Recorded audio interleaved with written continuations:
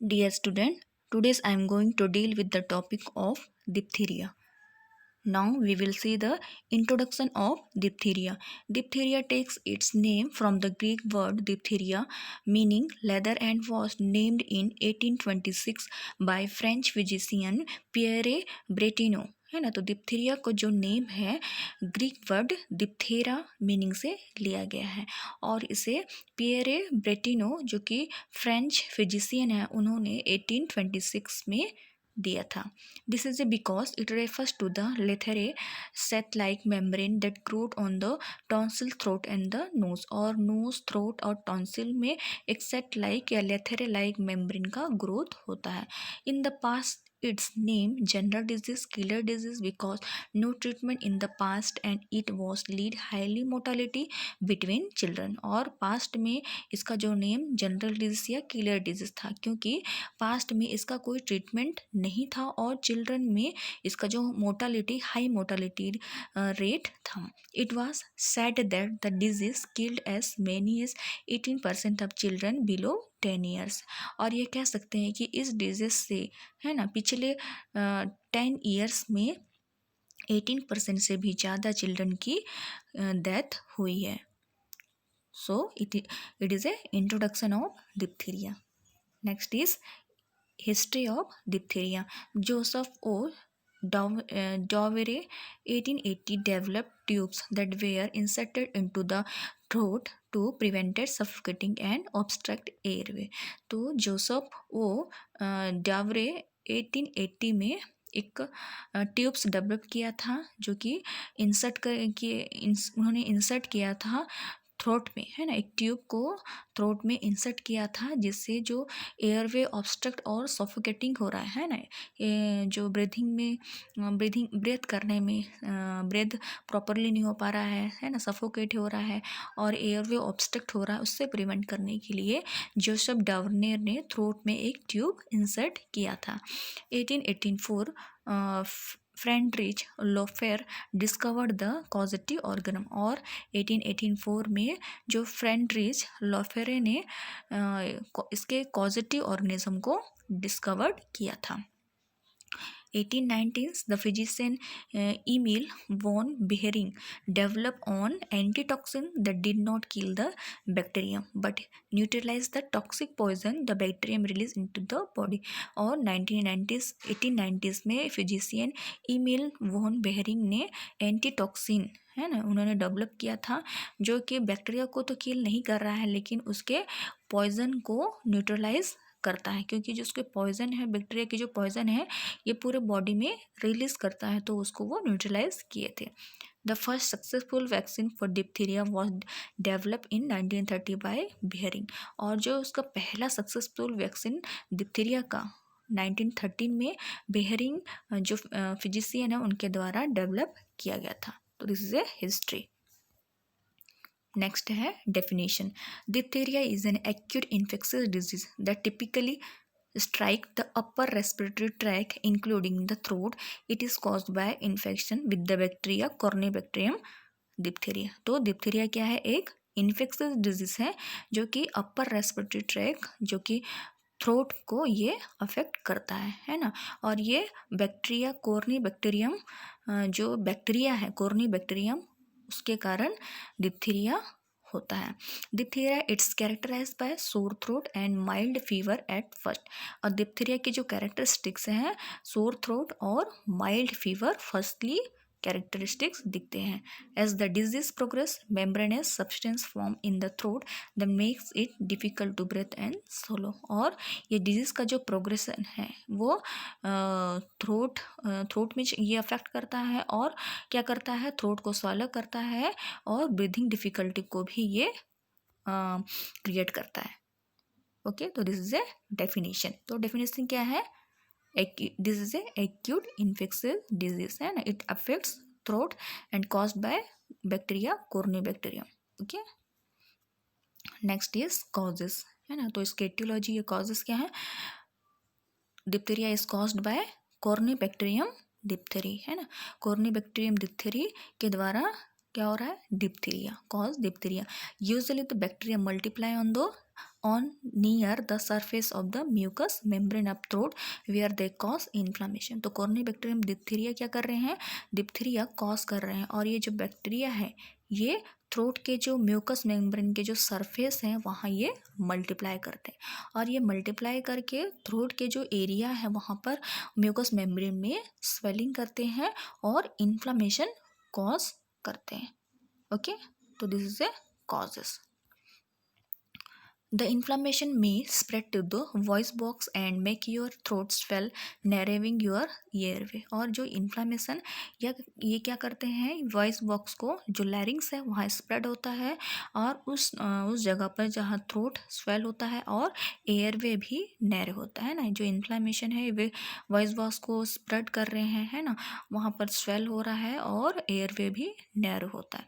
Disease causing strain of Corynebacterium diphtheriae release damaging substance toxin which can also involve the heart, brain and nerves।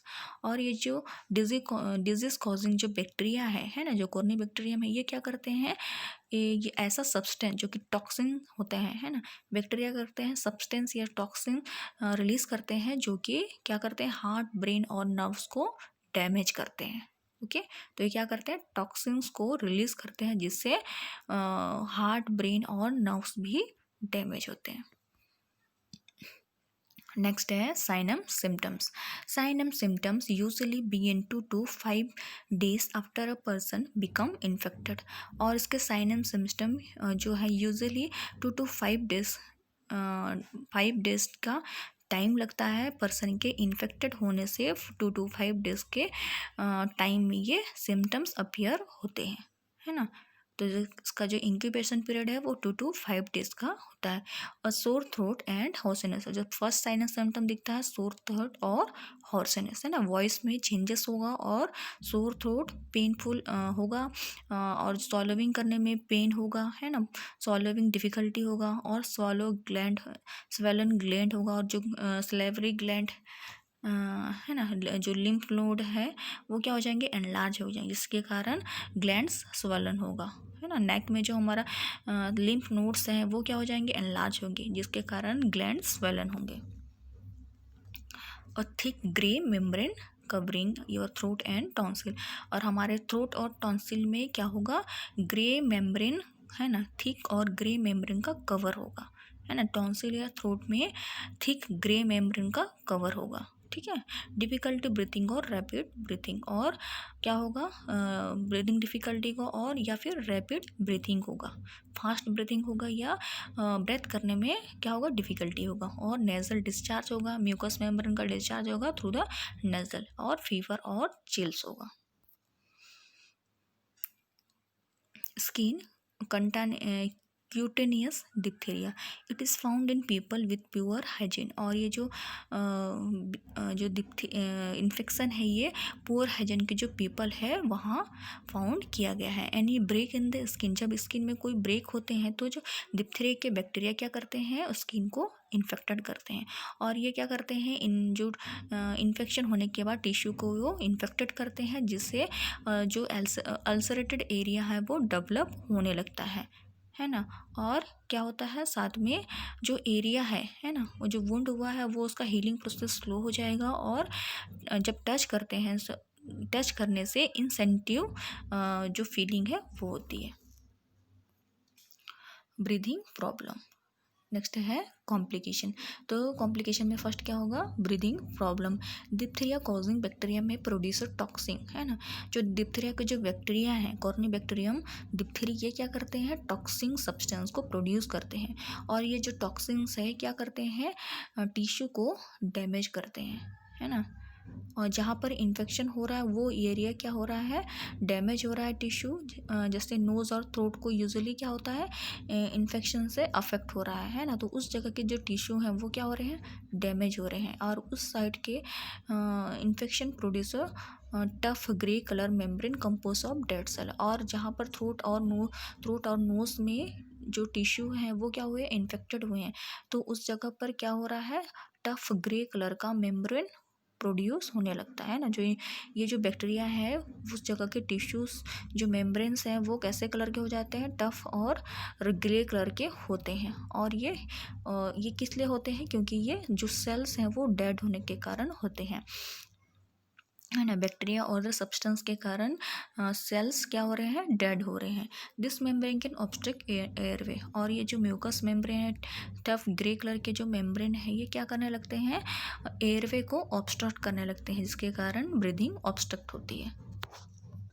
Next है heart damage. The diphtheria toxin may spread through blood stream and damage other tissue in your body. तो जो diphtheria के जो toxin है, diphtheria के toxin है, ये क्या करते हैं, ब्लड स्ट्रीम के थ्रू स्प्रेड हो रहे हैं, और ये क्या कर रहे हैं, बॉडी के जो टिश्यू है वहाँ उनको डैमेज कर रहे हैं ना। जो बैक्टीरिया है ना, जो टॉक्सिन है, ये ब्लड स्ट्रीम के थ्रू रिलीज हो रहे हैं और ये बॉडी के टिश्यू को डैमेज कर रहे हैं। जैसे कि हार्ट मसल के डैमेज होने के कारण क्या हो रहा है, मायोकार्डिटिस हो रहा है। हार्ट मसल के डैमेज होने के कारण, इन्फ्लामेशन होने के कारण मायोकार्डिटिस ऑकर हो रहा है। It may be slight showing up as minor abnormality on EEG और सीवियर लीडिंग सडन डेथ, है ना। और इसमें क्या हो सकता है, माइनर एबनॉर्मलिटीज हो सकता है, हार्ट में ECG एबनॉर्मलिटीज होगा, या सीवियर भी हो सकता है, और डेथ भी हो सकती है। नेक्स्ट है nerve damage. The toxin can also cause nerve damage, और ये जो टॉक्सिन है डिप्थीरिया का, ये नर्व को भी डैमेज कर सकते हैं। Typically target are nerve to the throat where poor nerve condition में कॉज डिफिकल्टी सॉल्विंग। और ये क्या होता है, जो थ्रोट जो ये क्या करते हैं, थ्रोट के थ्रू जो नर्व गया है, ये क्या करते हैं, जो पुअर नर्व कंडीशन होता है, जिसके कारण सॉल्विंग डिफिकल्टी कॉज होता है ना। थ्रोट से जो नर्व है वो क्या हो गया, अगर पुअर कंडीशन होने के कारण, थ्रोट के नर्व पुअर कंडीशन होने के कारण सॉल्विंग डिफिकल्टी कॉज होती है। Nerve to the arms and legs also may become inflamed causing muscle weakness. और जो आर्म्स और लेग के नर्व अफेक्ट होने के कारण क्या कॉज सकता, अफेक्ट होने के कारण, इन्फ्लेम्ड होने के कारण मसल्स वीकनेस कॉज हो सकता है। Toxin may damage the nerve that used in breathing muscles become paralyzed। और नर्व्स डैमेज होने के कारण, टॉक्सिन के कारण नर्व डैमेज होने के कारण, ब्रीथिंग मसल्स डैमेज होने के कारण पैरालाइज भी होकर हो सकता है। Respiration become impossible without the device, और रेस्पिरेशन करने में भी प्रॉब्लम हो सकती है, बिना डिवाइस के रेस्पिरेशन इम्पॉसिबल होता है। Renal. The diphtheria toxin may damage the kidney, affecting their ability to filter waste from the blood. This lead to renal failure। तो जो ये क्या करता है, कॉम्प्लिकेशन रीनल या किडनी में भी अफेक्ट करता है।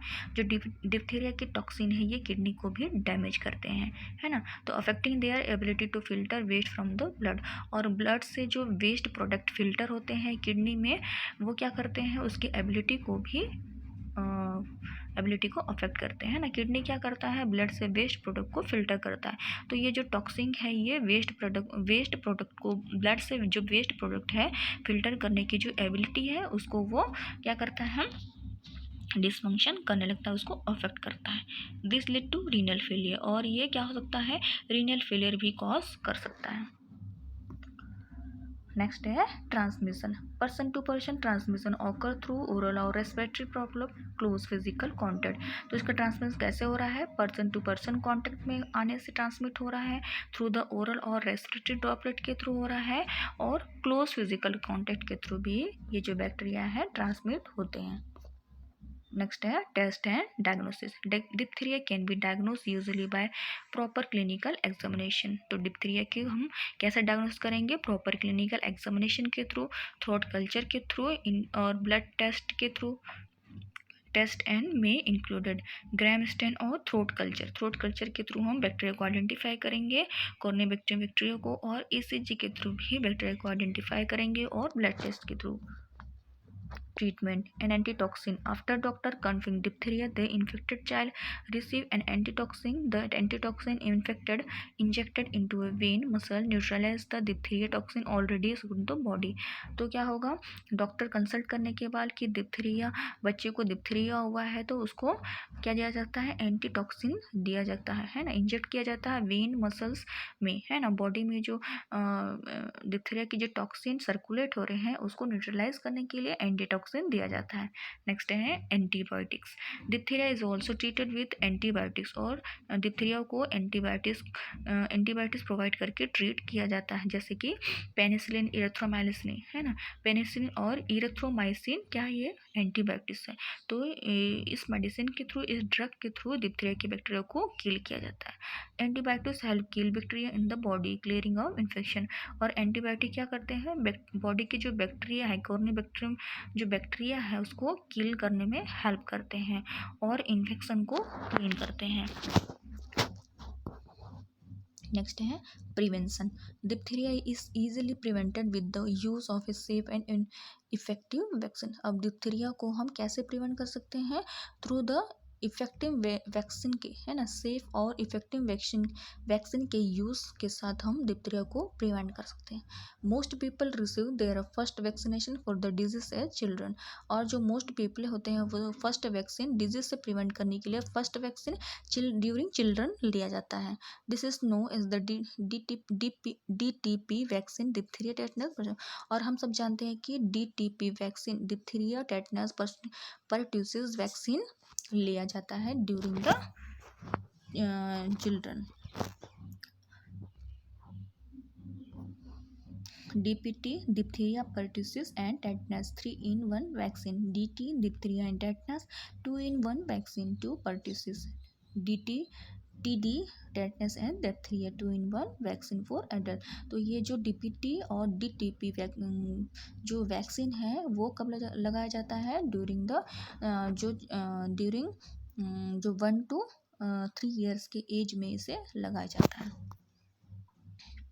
तो next is summary. Diphtheria is a highly communicable acute bacterial infection, है ना। तो डिप्थीरिया क्या है, एक highly communicable bacterial infectious disease है। It was once a leading cause of death among children. और ये एक इसी के कारण चिल्ड्रन को डेथ भी हो सकती है। The germ producer toxin then spread from the site of infection on other tissue in the body. और ये जो डिप्थीरिया की जो बैक्टीरिया है ये टॉक्सिन प्रोड्यूस करते हैं और ये टॉक्सिन पूरे बॉडी में स्प्रेड होके बॉडी के टिश्यू को डैमेज करते हैं। Diphtheria usually infected the throat and nose. और डिप्थीरिया यूजुअली नोज और थ्रोट को अफेक्ट करते हैं। In more serious cases it may affect the nerve system and heart. और मोर सीरियस केसेस में ये नर्व सिस्टम और हार्ट को अफेक्ट करते हैं। तो this is a summary of diphtheria. So thank you.